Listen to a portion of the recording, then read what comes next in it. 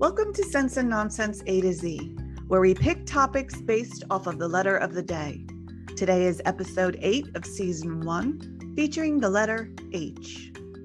We're family and we're your hosts, AT and Z. So let's get started.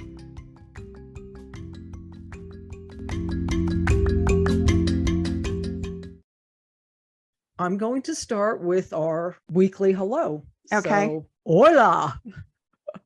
I got one. Okay. Are you ready? Yeah. Hello. Yeah. Hello. Hi there. How's it going? There's a lot of languages that hello is hello. Yeah. Hello. Oh. Hello. Hello. Yeah. Hello. Yeah, you can pretty much get away with hello, can't you? Yeah. Pretty much anywhere. People would be like, okay, foreigner, but yeah, I get it, Yeah, exactly. So what's going on, Z? Kid's sick. Oh, that sucks when kids are sick. I hate it. I hate it. So it's just, you do everything you can to keep them healthy. You think you got something from school? Maybe, or the hospital. We were just in the hospital for a busted hand. Yeah. Could have been there too. I mean, it's always something. This year so far has really been kicking me in the pants, and I would really appreciate it if it would stop doing that. Yeah. How about you? What's going on? When I was working out earlier, I was listening to Sirius, and the guy was talking about Paul Stanley just put out a top 11 list of lead singers. So I was like, let me check this thing out, Mm-hmm. This is Paul Stanley's. This isn't Rolling Stone, but I think this is the Paul Stanley's answer to the Rolling Stone top 10, and he made him a top 11. Okay. Was and it like Spinal Tap exams go up to 11? No, you know what? I think he added 11 because he felt this one person was number 11 and it was a woman and he didn't have too many women. So he threw in just a guess. I don't know. Okay. Okay. But take a guess who his top 1 is. It's probably the same one as Rolling Stone, but take a guess. Top lead singer of all time. Freddie Mercury. I would have thought that would have, if it wasn't number 1, I thought that would be number 2, but he actually put Freddie Mercury at number 3. Really? Yeah. For me, I would say Freddie's got to be either number 1 or number 2, and these two names should be interchangeable. He went with Robert Plant. I knew it. I knew it was going to be Robert Plant. Yeah. Yeah. Yeah, I knew it was going to be Robert Plant. So the interesting one is number 2 is Steve Marriott from Humble Pie. And I was like, really? I know he had a great voice, but you put him number 2, huh? Okay, well, you know what? That's his opinion. He's entitled. Absolutely. Yeah. Absolutely. So he goes with Robert Plant, Steve Marriott, Freddie Mercury. Number 4 is David Ruffin from the Temptations. I mean, he was good. Yeah. But number 4, huh? Okay. So, hey, like we said, this is his opinion. Right. Number 5 is Rod Stewart. Number 6 is Paul Rogers. I got to agree with him on that one. That should be up there. Number 7 is Janis Joplin. Number 8 is Steve Perry. I got to agree with that one too. Yeah, that's he has definitely got to be in the top 10. Yeah. Number 9, Brad Delp from Boston. Number 10, I'm a little surprised at, is Brian Johnson. Who's that? AC/DC. Oh, Brian Johnson. No. One of my favorite bands. One of my absolute favorite bands. Favorite singer? Best favorite singer? Yeah. Top 10 singer? Yeah. Wow. And you know what? You know what's really weird? What? He has 2 number 10s. Lou Gramm from Foreigner. Fantastic. Okay. Yeah. Okay. He's got a great voice. Yeah. So he has 2 number 10s. I don't understand that. Maybe it's a tie for him. Maybe. But he put Ann Wilson as number 11. Ann Wilson's got a rate above Brian Johnson. I think Ann Wilson's got a rate above Janis Joplin. Oh, I don't know. Janis Joplin has just as iconic a voice as Ann Wilson does. Yeah.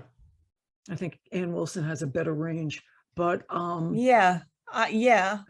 you that for sure. I got to agree with him on some of these, and this is all personal. You're absolutely right. Of course, he's entitled. Everybody's opinion counts.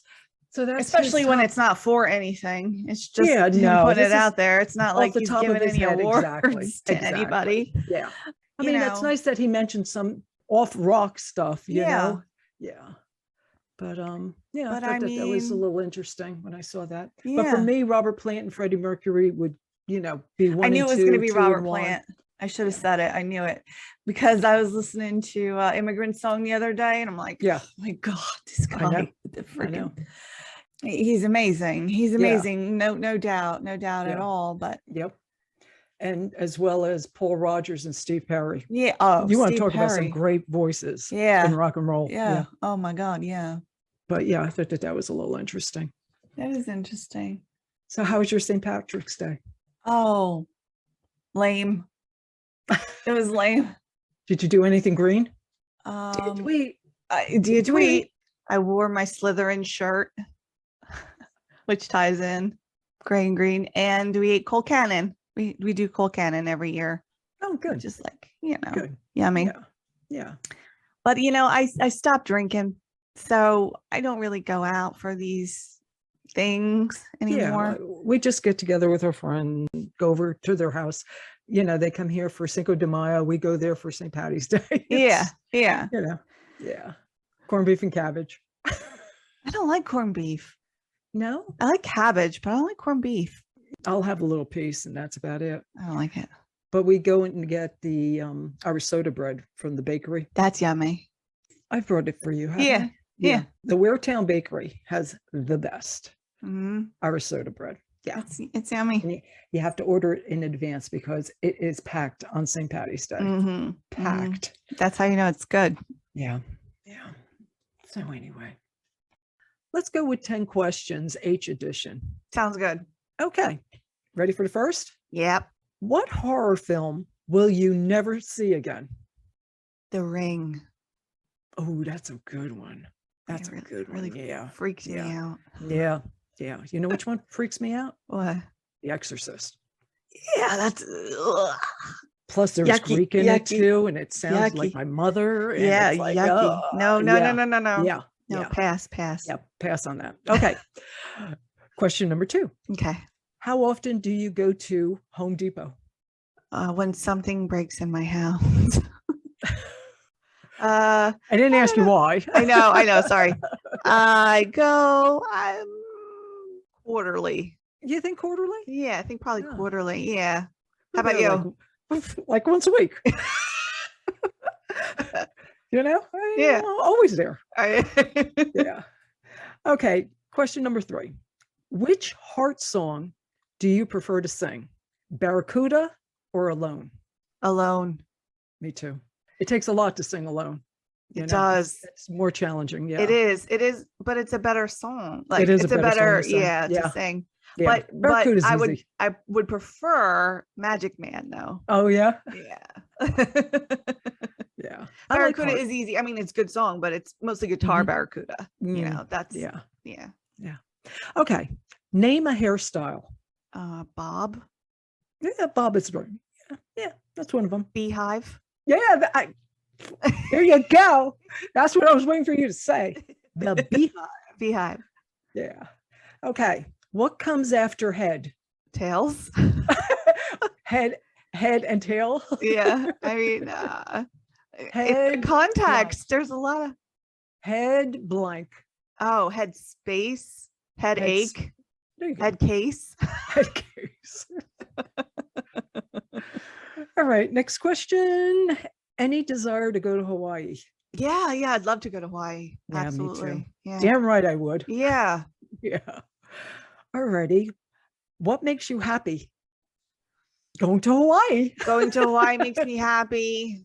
When my son's happy, it makes me happy. Yeah. When he's done something so cool like he's never done before, that makes me happy. As long as it's a good thing. Yeah. Music makes me happy. I like to sing. Me too. I'm Yeah. probably happiest when I'm singing my brains out, even if it's terrible. I'm probably the happiest. There you go. Yeah. Alrighty. What habit would you like to stop? You know, I don't have that many. I've Okay. cut a lot of them out. I don't even drink coffee anymore. But I Yeah, you suppose, drink tea, right? yeah, I drink tea. And I haven't even been drinking caffeinated tea. I've been drinking like herbal tea. Mhm. I suppose I would like to stop thinking negative thoughts. That would be great. If I would just cut that out, that would be great. Okay. Yeah. What about you? Do you have any habits that you'd like to I'm kick? doing it right now. Playing with my hair. I wish I Yeah. could stop that. Yeah, I've You've done been that ever doing since that I was a for little as long kid. as I can remember, though. Since I was a little kid. Yeah. Yeah, I used to twirl my hair. Yeah. Yeah, I'd like to stop that. The only way I can stop it is if I put it up. You Yeah. know? Yeah. Yeah. And then I play with my bangs, but that's a different story. That's that's a discussion for another time. Yeah. Okay. All right. I think this one is interesting. Are you ready? Yeah. Yeah. Who would you rather hang with? Harry and Sally or Harry and Meghan? Harry and Sally. Me too. I'm sure Harry and Meghan are very nice people, but Harry Yeah. and Sally are a lot of fun. I think they would be a hell of a lot of fun. Yeah. Especially in a deli. I mean, I'll have what she's yeah, having. exactly. That was Rob Reiner's mother. Mother, yeah. Yeah. Isn't that funny? Yeah. Yeah. Okay, last question. Okay. And I think I know the answer to this, but I think you're going to vary it, but go ahead. All right. All right, ready? Okay. In hot tea, honey and lemon or milk? Honey, no lemon. I knew it. I knew it. I was like, why am I asking her honey and lemon? She's going to say, no lemon. A just lemon. Honey. It is honey. Yeah. Yeah. I can go either way on that. Sometimes I like milk. Sometimes I like the honey and lemon. I often I don't put anything. Well, you go the herbal. Yeah. But in black tea, I don't put honey. I actually in black tea, I put nothing in black tea. Yeah. Okay. Yeah. Alrighty. Yeah. Unless I'm in England. And when you're in England, like here, I'll sit with a cup of tea all the time. But in England, when you got a cup of tea, you got to drink it. Like it's not a leisurely activity. Like you drink your cup of tea. So it's hot. So they put milk in it to temper it so you can drink it right away. Right. So I'll do that if I'm in a space in England where it's like you're out of tea or something. You need to drink it. Because I drink my tea pretty tepid.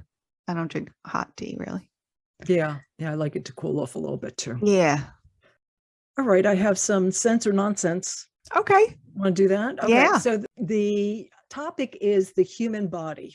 Okay. All right. I'm not liking my chances. Okay. Here we go. Yeah, I think you'll do okay with these. All right. Sense or nonsense? Your left lung is smaller than your right lung. See, stuff like this makes sense to me. And I'm like, sense. And then you're like, no, your right lung is smaller than your left lung. Nonsense. It's sense. Your left lung is slightly smaller to allow room for your heart. Oh. Makes sense, right? Yeah, it makes sense. Yeah. Okay, second question.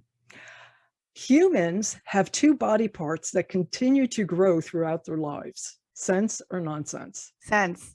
I think one's your nose and one's your ears. Is it very your good? Nose? Yes. Throughout your entire life, exactly. Very good. Thank you. You not only got it right, but you knew the answer. Okay, so the last sense or nonsense question. A woman's brain shrinks during pregnancy. Is that sense or nonsense? Yeah, I would say that's sense. Pregnancy brain or mommy brain is totally real. Yeah. The hormones cause physical changes to the brain, and it normally recovers about 6 months after delivery. So you got that right. Yeah. Well, because I've experienced, I've experienced that. I think sometimes it takes longer. It could to recover. Yeah. They said around. Yeah. I mean, some things come back right away, but other things are like, well, I don't know. I still like it in a weird fog thing. Yeah. Because all your resources are going to the baby. For sure. You know, they really suck you dry. Oh, yeah. Okay. Some factoids regarding the human body. Ugh. Are you ready for this one? This is like gross. Oh, You carry an average of 4 pounds of bacteria on your body. 4 pounds. Really? So all you got to do is scrub real hard and you can lose weight? I don't know if it just works like that. I wish it would. I don't think it does. Yeah. No. An eyelash lives only around 150 days and then it falls out. Is that why I'm always getting them in my eye? Yeah. Yeah. That's a They pain in the pop butt. out all the time. Yeah. 1/4 of your bones are in your feet. You're kidding me. 1/4 of your bones. Yeah. Wow. There are a lot of little bones. yeah. Yeah. In your hand. There's a lot in your hand Right, too. exactly. You can't breathe and swallow at the same time. Right. It's Because it's the impossible same to do. tube. Yeah. Yep. The average person produces enough saliva in their lifetime to fill 2 swimming pools. It's like, Gross. yeah, another gross fact. Yeah. And here's yet another one. The human heart pumps enough blood in a year to fill an Olympic-sized pool. It's like, why are they referencing pools? I think it's because it's an easy visual measure. I guess. Yeah. I guess. That's a lot of blood. Yeah, in 1 year. Wow. And you had mentioned that the hands have a lot of bones. Yeah. 50% of your hand strength comes from your pinky finger. What? Yeah, 50%. I would have thought it was the thumb. I know. I would have too, but no. Pinky. I guess it has to do with leverage. Yeah, probably. Humans are the only animal with chins. Really? Yeah. When you think about it, there's no other animal that has a chin. Yeah. That's wild. Okay, I have a couple of more. There are about 10,000 taste buds on a human tongue, and women generally have more taste buds than men. I have more than that. I'm a super taster, so I have more taste buds on my tongue than normal. Ooh. I know. That's why that's your superhero thing. It is a superpower, actually. Yeah. Yeah. And tongue prints are unique to each person, just like a fingerprint. Wow. Yeah. Yeah. So if you don't want to be caught, don't put your tongue on stuff. So there are over 8 billion tongue prints and fingerprints. And what else is there that's unique? DNA is unique. Mm-hmm. Gosh. I know. Talk about infinite possibilities. And I've got one more for you. Okay. All righty. While awake, your brain produces enough electricity to power a light bulb. So Uncle Fester's light bulb wasn't that far off. Well, that's like basically the Matrix is based on the fact that humans are batteries creating electricity. So that's the whole premise of why the machines use us to power themselves. Yeah. So wow. Human body. There you go. All right.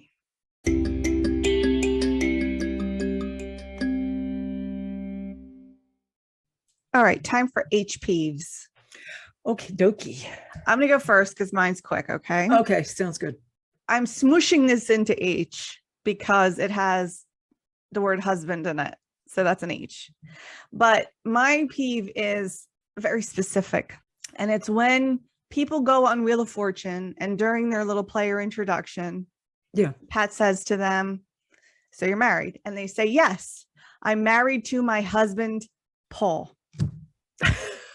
We know you're married to your husband. That's what a marriage is. Like it's a given. When you're married, you either have a husband or a wife. Even if you're a male or a female and you married a male or a female, that other person is your husband or your wife. So you don't have to say I'm married to my husband. We know. If you would like to say things like my husband Paul and I have been married for 25 years, that is grammatically correct. But I'm married to my husband constantly happens on the show. And we watch it every night. And it's like, if it doesn't happen all 3 times, then it happens at least 2 of the 3. And I'm not alone in this because I remember Pat mentioning it once that this is a pet peeve of his as well. Is it really? Yeah, that people say I'm married to my husband, I'm married to my wife. And it's like, yes, that's how it works. We all have that understanding that when you're married, you are married to your spouse, and that spouse is a husband or a wife. Right. Please, for the love of God, stop saying I'm married to my husband. And it's not that big of a deal, but since it happens every day, it is a thing that gets under my skin. Sure. And so now when the player introductions come on, I mute that sucker. Do you? Yes, I do. Like, oh, no, Let me know when it's over. Exactly. I don't care about you, where you're from, or what you're married to. I don't want to hear it anymore. So I mute it. Yes. Oh, man. Okay, so my H peeve is a long-standing issue with me. Okay. It has to do with handicap plates and the handicap placards. All right. So the bottom line is, when someone needs a handicap parking spot, it really needs to be available and not occupied by someone who's abusing the privilege. Mm-hmm. This peeve is going way back to when I was a teenager and we had a friend who was a paraplegic. We could never find a parking spot just to even just drop him off, because sometimes he had a good day and he wouldn't use his wheelchair. It would be his crutches. And you don't want to have to park in a regular spot and have this poor guy with his crutches, walk all the way to the front door of wherever we were going. So it would have been nice to have been able to just pull in to let him out and then go park in a regular spot. But anyway, so these spots are always filled up. And to this day, I always take a notice of who parks there and whether they have a plate or whether they have a placard, that sort of thing. And I don't think we need more spots. I think it's just the people just abuse the privilege.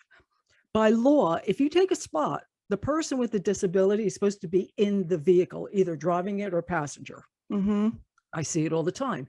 Somebody parks in a spot, pulls out a placard, hangs it on the rearview mirror, and literally runs into the store. And I'm like, okay, who has the disability here? Yeah. Yeah. Or better yet, you're passing one of those parking spots and you see a little sports car. I feel like hanging around and just wondering who's disabled and going to be climbing back into that car. It's such a pet peeve with me. I really wish that there was some sort of task force. I'd be happy to join to analyze the process, because there's so much abuse going on. Yeah. So that's mine. Okay.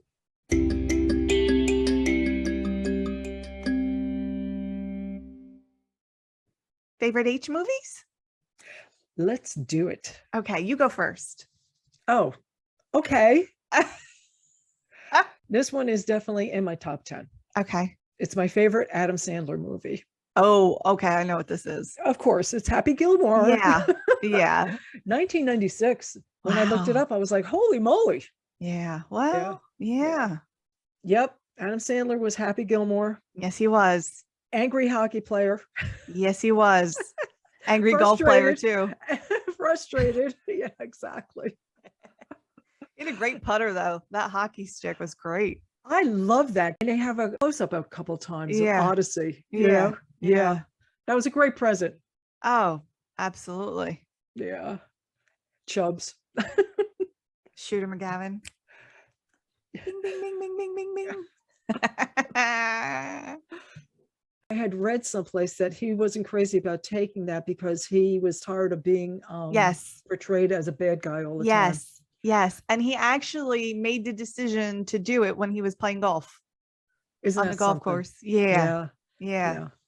And I had heard that they wanted Kevin Costner to play that role. Oh, really? Yeah, but he was involved with Tin Cup at the time. Yeah. That probably wouldn't have been a good idea for him to do. No, you know what? I kind of don't see Kevin Costner in that role. Unfortunately, you kind of needed a bad guy kind of guy. Yeah. So one of my favorite parts of this whole movie, of which I got to tell you, I just loved Julie Bowen in this. Yeah, I forgot that she was in it. Yeah. I loved her in this. But one of my favorite parts was the fight scene between him and Bob Barker. That's my favorite. Is that your very favorite? That's my very favorite scene in this movie. Do you know Bob Barker wasn't going to do it until he learned that he was going to win that fight? You're kidding me. Yeah. The price is wrong, bitch. Kicks him right in the face. Yeah, I mean, I remember he ends the fight, right? And he ends the fight, walks away, and he says, bitch. Yeah. I remember the first time I saw it, it was so surprising and it was so wonderful that I just love that part. And every time I see that movie, I'm waiting for that part. That I cannot get up until that part comes by. So good. I got to tell you, my favorite in the final hole, Adam Sandler goes to putt and the tower comes down. Mm-hmm. And they're like, okay, we'll get this thing cleaned up. It's like, no. Play the ball as it lies. That's right. And the official comes over and goes, yep. And Julie Bowen says, just hit around and go to extra. And he's like, I'll win this now. Yeah. Ding, ding, ding, ding, ding, ding, ding. That's my favorite part. That's a good part. That's a good part. But and then the ball comes out of the tube and goes right into the hole. Yeah. It's like, you gotta die at that point. It's very good. But I think, I think for me, especially growing up watching The Price is Right, especially over Yaya Papoose. They loved The Price is Right. They did. Yeah. That was the only time I ever watched it, when I was over there. Yeah. They watched it every day. Every day. Yep. That seeing Bob Barker like that was such a surprising joy that had to take the cake for me with that movie, because he was just he was so nice and gentlemanly on The Price is Right. Oh yeah. It was totally so professional. To have a fight with somebody. Yeah. Oh yeah. And not only to have a fight, but to kick Adam Sandler's ass. I know. Literally kick. I know. That was awesome. Yeah. And how generous of Adam Sandler to give him that win. Yeah. Yeah, you're right. Yeah. That was a fun movie. I know. I loved it. I loved that Lee Trevino was in there and Vern Lundquist. As a matter of fact, the guy who was the announcer next to Vern Lundquist was Adam Sandler's roommate. Oh. Yeah, he had him in every scene with Vern Lundquist. Oh. Yeah. I love these little tidbits that we find out about movies. I know. It's so fun. Like my favorite thing about movies really is watching the extras, the behind the scenes. And yeah. That's why I used to always get the DVD, like back when that first came out, because it always had the stuff on it, and now of course it's Blu-ray, but it's like I like watching that almost as much as the movie, sometimes more than the movie, depending on the movie. So didn't you just love the idea that Chubbs had that fake hand and then Happy hits him with the stick and the hand gets right in the over. street. And he's like, don't worry about that. That's made of wood. It's real sturdy. And then the truck just demolishes runs it right over. Oh my God. Yeah. He needs to go to his happy place up there. Go to your happy place. Yes. All your anger will just disappear. Yeah. If only that were true. Sure. If only that were true. Okay. I am not doing one movie. I am doing a bunch of movies, 8 movies actually. Oh God. Okay. My favorite H movies are the Harry Potter films.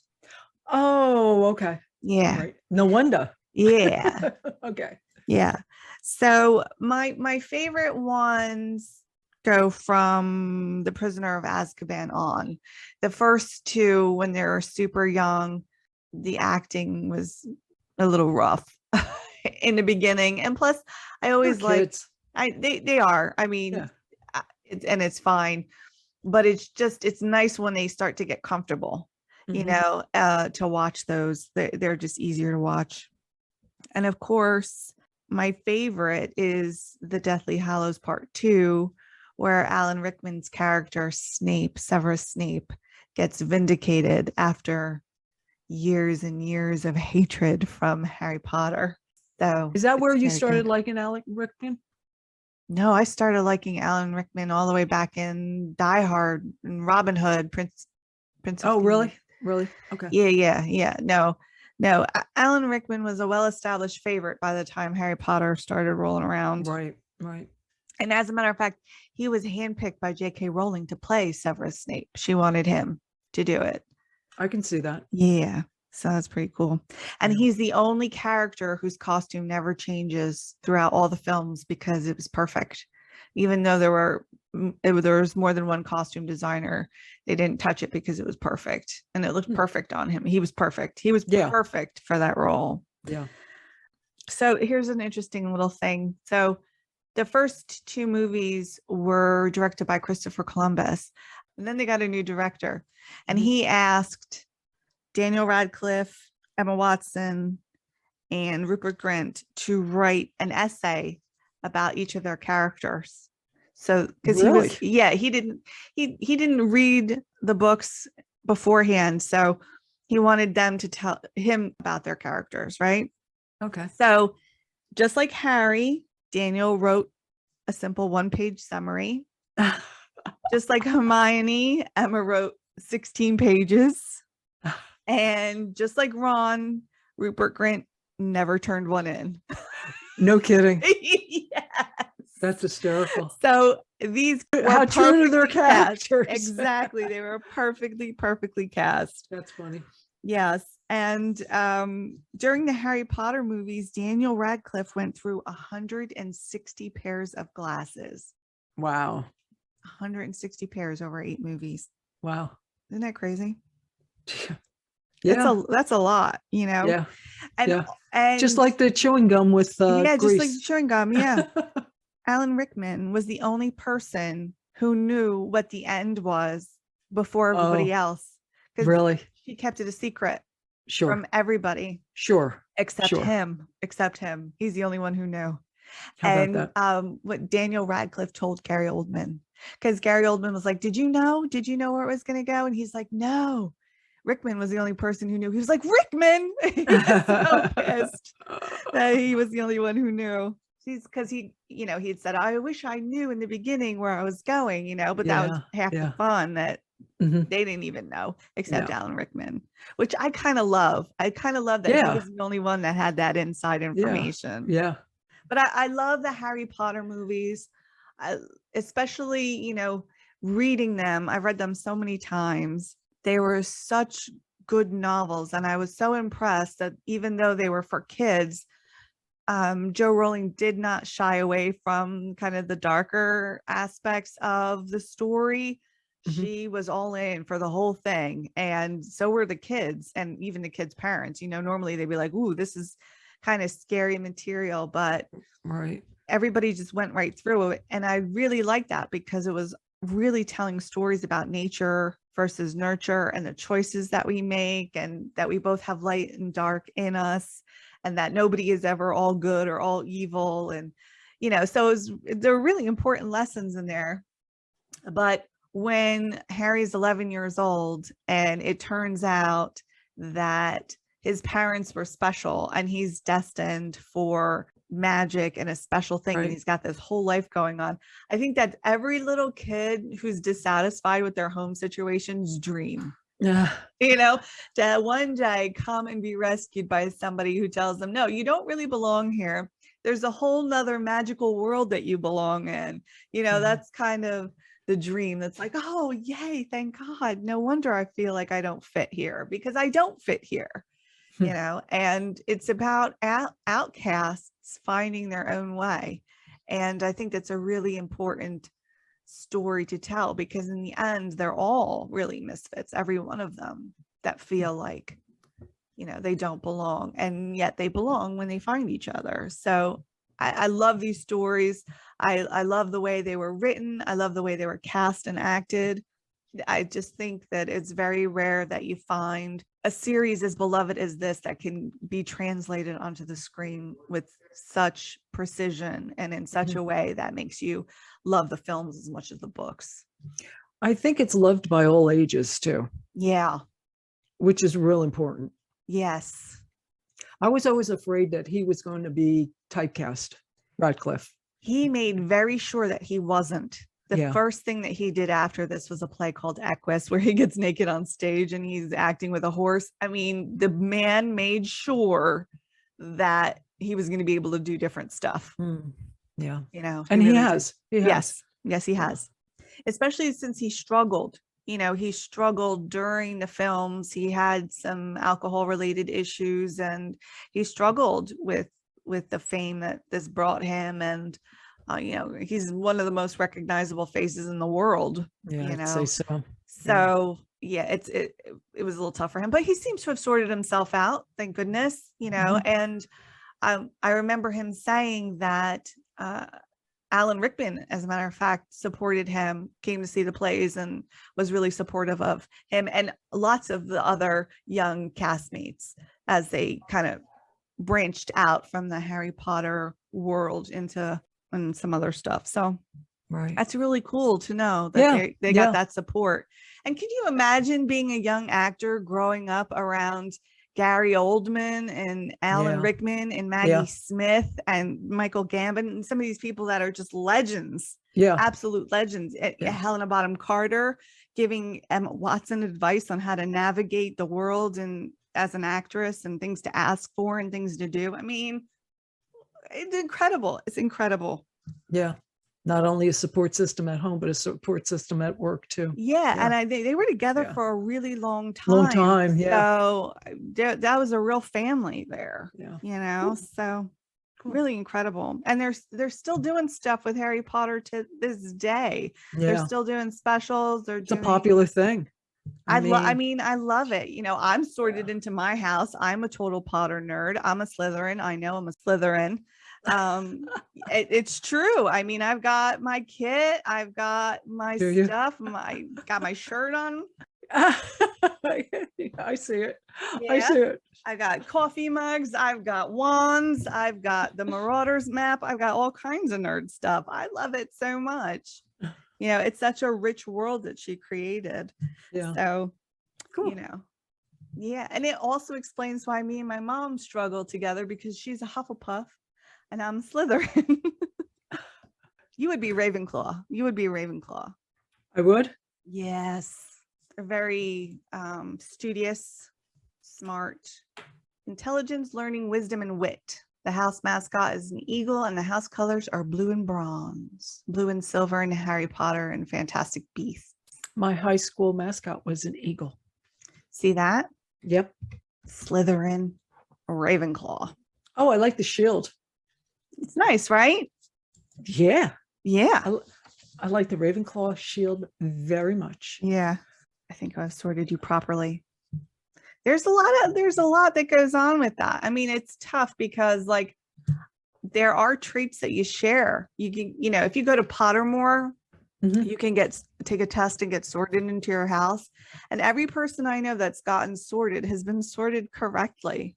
You know, it's wild. It is wild how it works. So yeah, I could talk about Harry Potter forever, but I'll close it there. Yeah, your traits are resourcefulness, determination, pride, ambition, self-preservation. Cunning. Yeah, we got that in there too. Yeah. Wow. Yeah. Yeah. I mean, it's about right. Yeah. You know, you hit the nail on the head with me too. You are a Harry Potter nerd. I am. Yeah. Yes, I am. I love all that kind of stuff.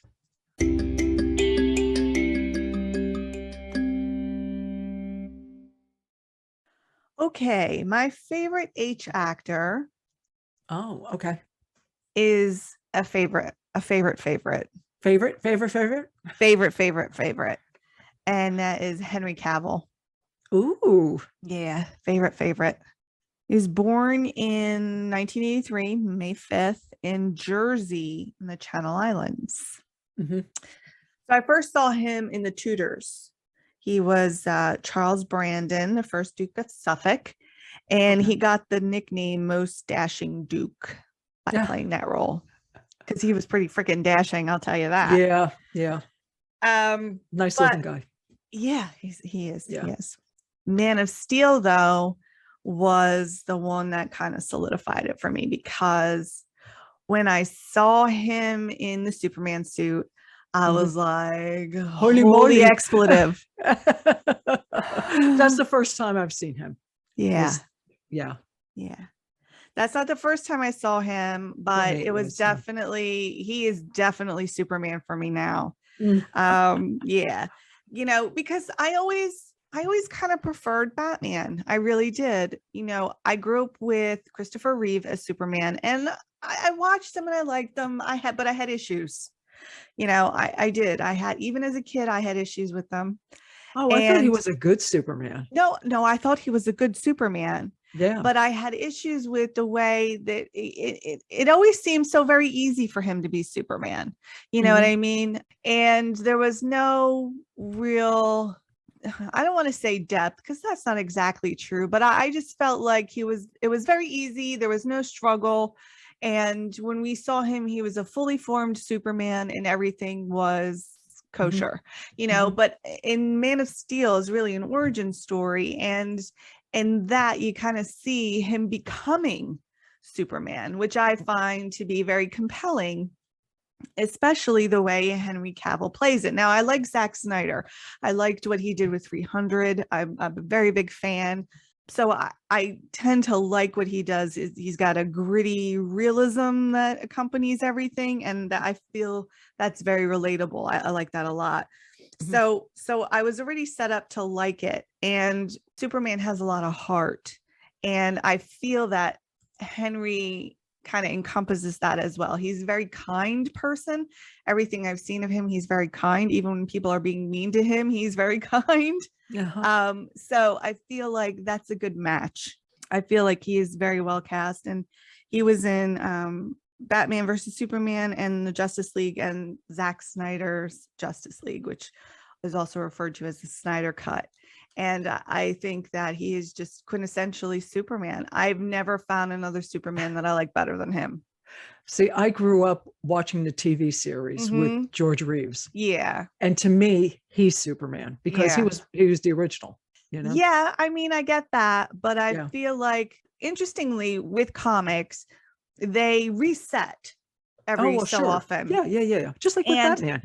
Right. But I mean, it's a comic book. So they reset and they are drawn differently and they have different storylines and they reset everything. So with comics, I think more than any other genre, they have these kind of resets already built in. So even though something was the original, that doesn't necessarily make it your favorite, because usually the one you grow up with tends to be your favorite. Exactly. Yes. But with this, what I like, since Superman was never my favorite, right, it was something I liked and I watched for sure because I was a superhero nerd. But this iteration of Superman was the one that I feel the most connected to. I've watched them all and I've been in various states of approval and disappointment over the Superman choices that they've picked. But this one I'm all in for. He is Superman for me. All right. But I also really dig him in The Man from U.N.C.L.E. And I got to tell you something. I grew up watching the Man from U.N.C.L.E. TV series, watching Robert Vaughn and David McCallum. And as a matter of fact, your William Shatner is my Robert Vaughn. Ooh, yeah, interesting. Yeah, I loved him when I was a little kid. And I just looked that up. The show was on NBC. I remember that. And it started in 1964. So I was 7. Wow.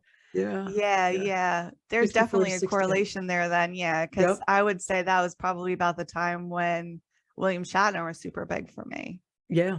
TJ Hooker and that. For me, it was Robert Vaughn. Wow. That's cool to know. Man from U.N.C.L.E. Yeah, Man from U.N.C.L.E. Yep. And he plays we Napoleon. had a club, by the way. We had a club. Awesome. We were in 2nd grade and we had a club. So Man from U.N.C.L.E. club. Cool. When I was in Montessori school, we had the Pink Ladies. Did you really? Yeah, we did that. Yeah. Oh God. Yeah. That's funny. So he plays Napoleon Solo in The Man from U.N.C.L.E. and he does that real well. He's a bit of a rogue in it, but again, good heart, and lots of fun. That movie's lots of fun. I really like that movie a lot. The show was a lot of fun. So the show was good. I never watched the show. I never watched it, but I really liked the movie. So if the show was anything like that, I'm sure I would have dug it. Also loved him in Mission Impossible Fallout. He plays a baddie in that movie. August Walker, and he's got that crazy mustache and facial hair, and he's like, you can't be a good guy with this kind of mustache. And I guess he's right, but I still loved him. I still love him no matter what. Well, you can't be a bad guy with a clean face. Apparently not, but I go for that anyway. So the problem with him is that he looks good both ways. A lot of guys, you can be like, oh, he looks better clean shaven. Oh, he looks better with some scruff or whatever. For him, it doesn't matter. It doesn't matter. He's a good looking man no matter what.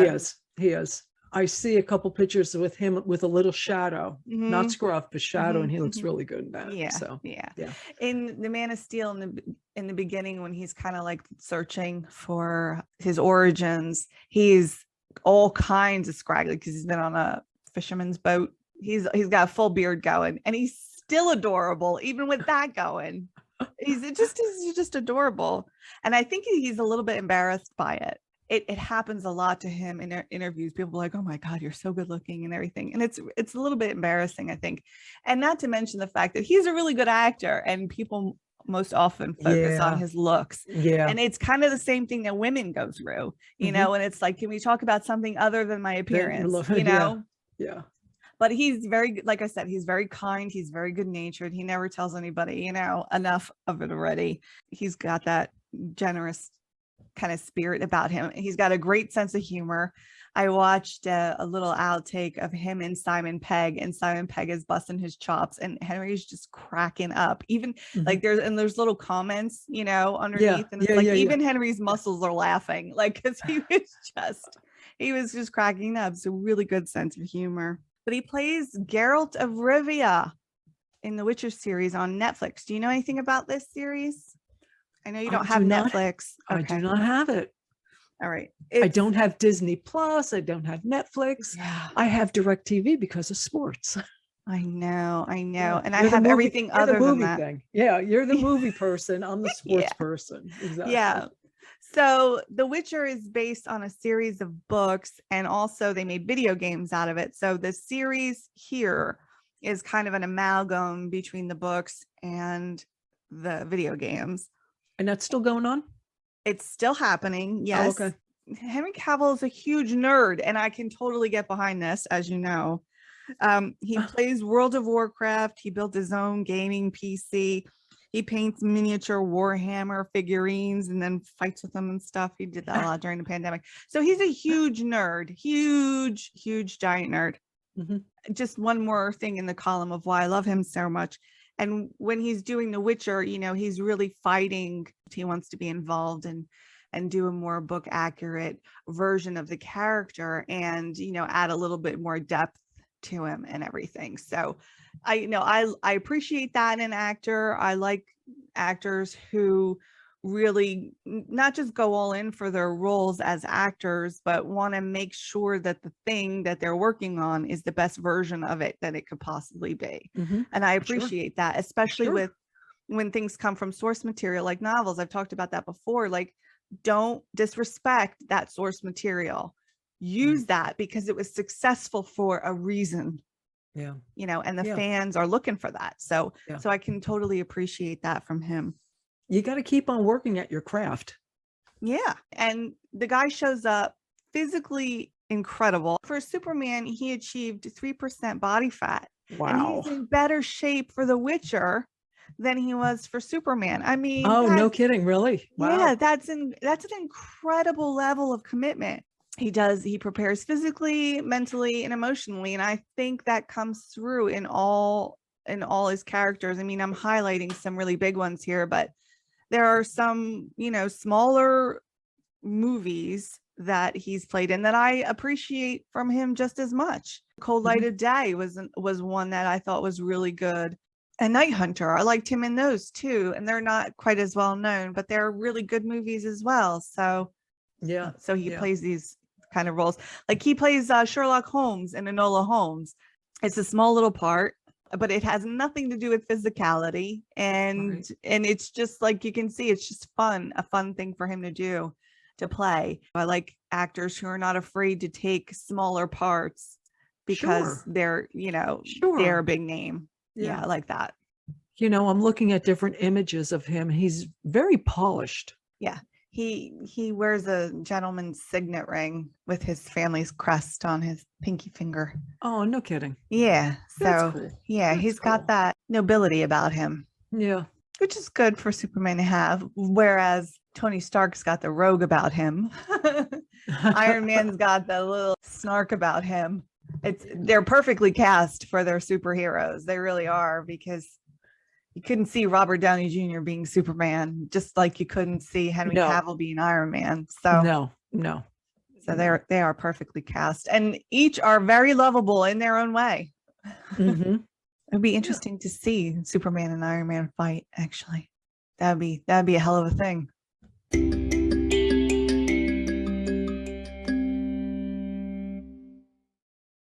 Okay, is it time for actresses? Yeah, I think we share our favorite actress.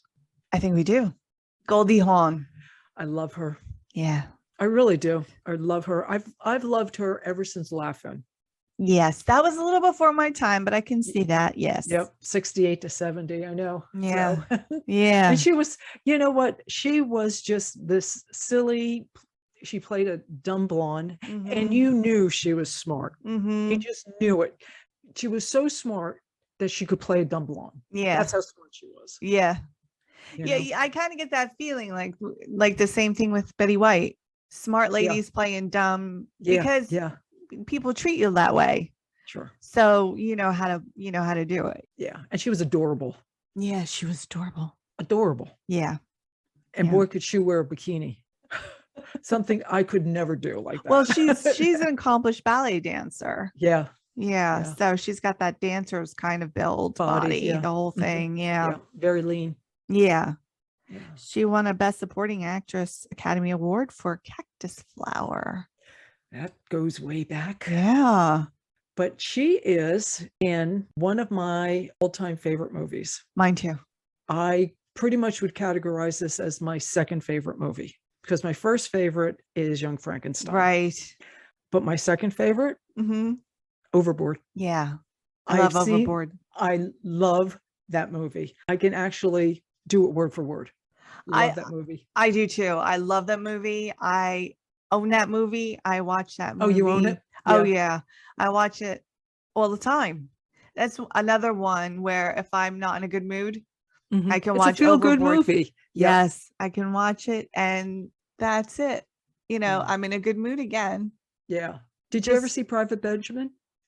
I never did. It's a good movie. I've only seen bits and pieces here and there. That movie's like 40 years old and it's still a freaking rental. That's ridiculous. A lot of her movies are. That's how good they are. And they know they can still make money on them. So they are. Yeah. I think Overboard is a rental. I don't know. Since I have it, I just pop it in when I want to watch it. But it's on often. You can catch it on one of the stations every so often. This is one of those movies that even if there's only like half hour left. You gotta watch it. Yep. That is a movie that I will never blast through. I watch every scene of that movie. I hang on every word on that movie. Yep. It's so fun. Yeah. She's fun when she's being a rich bitch. She's fun when she's down to earth. She's fun when she jumps off the yacht with her macaroni necklace on. And she's paddling in the water and going nowhere. He's gaining ground. She is in paddling in place. I know. Catalina. I know. And she's man overboard, woman overboard, and she's wearing an evening gown. Like it's a hell of a day at sea, sir. Exactly. I love that movie. I know. I love it too.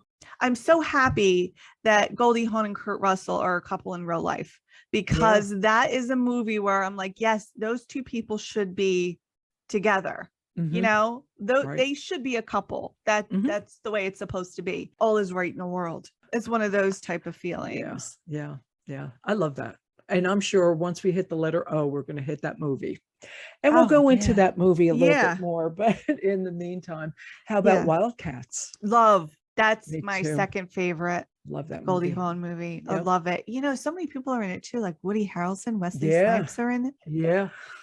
I loved that movie because, first of all, she was so clearly out of her element in the beginning, right? When she goes to teach at Central, they are just giving her the worst, most disrespectful time that you could possibly have as a woman in that situation. And she just beats them back. I love the part that she challenged them in a run and everybody takes off. She does a little her own pace. Yep. I love at the end of that where it's just her and Wesley Snipes left, and she's like, did I mention that I ran the Boston Marathon Yeah. twice? And he's like, Yeah. oh, Exactly. And then when she finishes, one of the guys is like, F you. And she's like, F you what? And he's like, F you, Coach McGrath. She goes, better. She walks away. It's like, even if you're going to, mouth off to me, you're going to do it with some respect. And she knew her stuff. She knew her She football. did. And nobody respected that. No. Yeah. And everybody Until treated the end. her like she was a token, a laughing stock. Exactly. Yeah. And she showed them all. Yeah. I like movies like that anyway. I do too. She just does it in a way that's so very endearing. Yeah. And you root for her. You really do. I find I'm always rooting for Goldie Hawn. Yeah, me too. Kurt Russell has played Santa in the Christmas Chronicle movies for Netflix. Right. 2 movies. Yeah. And she plays Mrs. Claus. Mm-hmm. And in the first one, she's got a very small little part at the end. She busts his chops a little bit. But in the second one, she takes on a greater role. And I like it. She puts a little spin on Mrs. Claus. She's not a fat elderly lady who, is good for nothing but being a Mrs. She's got a lot to offer and a lot to contribute. And I love that kind of take. Yeah. Reimagining a role for a woman who typically had a very small role. She changed everything. Right. And did it in such a way where it makes sense, and it is poking fun a little bit at the patriarchy, because in the, we're walking around Santa's village and we're talking about all the stores that Mrs. Claus designed and all the things she did. And one of the kids was like, this should be called Mrs. Claus's Village. And Santa's like, well, let's not go that far. And she kind of is like, well, why not? That kind of thing. By the way, Kurt Russell is a fantastic Santa. Yeah. He knew what he was doing when he created it, huh? Yeah. Yeah. Cool. He's very good. He's very good. The kids Sorry. keep wanting him to say ho, ho, ho. And he's like, I don't do ho, ho, ho. That's fake news. Oh my God. It's awesome. I was just going to say that I'm looking over a list of some of her earlier movies. Like There's a Girl in My Soup, Butterflies Are Free, Shampoo. Mm-hmm. I saw them originally. Mm-hmm. And I can barely even remember these movies. Yeah, I haven't seen them in years. Her first entertainment gig was performing the Nutcracker at age 11, and she earned $1.50. Those were the days, huh? Yeah, those were the days. She founded the Bright Light Foundation for Children. She's got an autobiography, A Lotus Grows in the Mud. She does a lot, and she has done a lot. And of course, she's got the kids. She's got like 7 grandkids now. Right. So the family has grown. Oh, we got to mention the First Wives Club with Diane Keaton and Bette Midler. Yeah. That was huge. That was a really big movie. That really was. Did anybody get an award in that one? I don't think so. Nothing on that one? No, but they tried to get together again a couple of times to not necessarily do sequels, but do like another kind of movie together. And it's just never panned out. And it's probably because the First Wives Club was so good. Sometimes the magic can get ruined a little bit. Yeah, and I think it's the universe going, just leave it. Yeah, but, just leave it alone. Yeah. Exactly. But I really liked that movie. That was another very empowering type movie. Yeah. Yeah. Yeah. And they were all good in that. 96. Wow. Just reminds me how time is just flying by. So she was in that movie Snatched with Amy Schumer. Yep. She plays her mother. She plays the mother, right? Yes. Yeah. Yes. And Amy Schumer insisted that it be Goldie Hawn, even though it had been 15 years since Goldie had acted in a movie. Good. Yeah. Yeah. And it kind of rekindled her a little bit, because then she was a narrator in SPF 18, and then she was in the Christmas Chronicles. Do you ever retire when you think about it? So. If you get the call for a cameo, you just do it. Maybe you don't want to be grinding anymore. Yeah. But, when the right role comes along, why not? Yeah.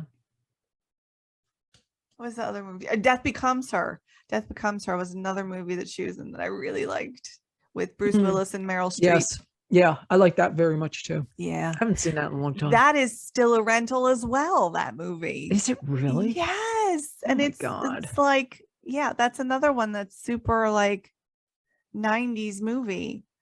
92. It's like, come Wow. on, really? It's still a rental? Yeah. I'd like to enjoy these movies again, but honestly, I don't want to pay for a movie that's 40 years old, Yeah, exactly. 30 years old. Yeah. No, you shouldn't have to. Come on. Yeah, especially these things that have been on TV, been on network TV or been on whatever so Yeah. long. It's like, come Yeah. on. Yeah. But she's one of my favorites. I agree. Yeah. I like her very Yeah. much.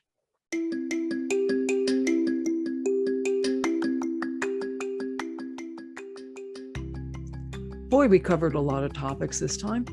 Hell of a lot of love for H's. A hell of a lot. A hell of a lot. Yeah. You have a lot of love for Henry Cavill. A lot.